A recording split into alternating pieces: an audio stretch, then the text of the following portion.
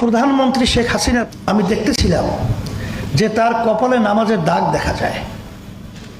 তা আমি প্রশ্ন করলাম যে আপনার কপালে তো নামাজের দাগ দেখছি, তাহলে তো মনে হয় আপনি নামাজ পড়েন।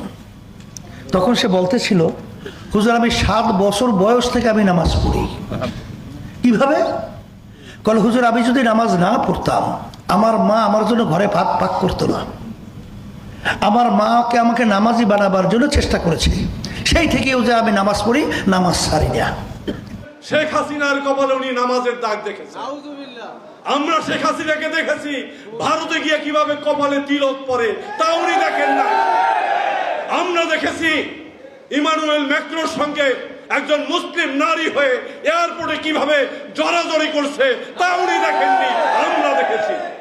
আমরা দেখেছি কিভাবে বাংলাদেশের আলেম উলামাদের গত 17 বছর জঙ্গি সাজানোর নাটক করেছে, তা উনি দেখেনি। আমরা দেখেছি শাপলা চত্বরে আমাদের ইসলামের ছাত্রদের, মাদ্রাসার ছাত্রদের যেভাবে হত্যা করা হয়েছে, তা ওনারা দেখেনি, আমরা তা দেখেছি।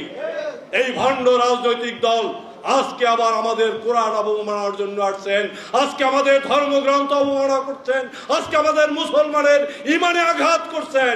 তারা এমন কথাও বলতে সাহস পেয়েছেন, যদি বাংলাদেশে তারা যদি এই কথা না বলতে পারে, তাদের কথা যদি তারা না বলতে পারে মসজিদে গিয়া, সেই মসজিদে নাকি কোরআন পাঠ করা যাবে না। নাউজুবিল্লাহ। আমরা ইমানি দায়িত্ব নিয়ে বলছি, ওদেরকে বাংলাদেশের কোন মসজিদে কোনোভাবেই রাজনীতি করতে দেওয়া যাবে না।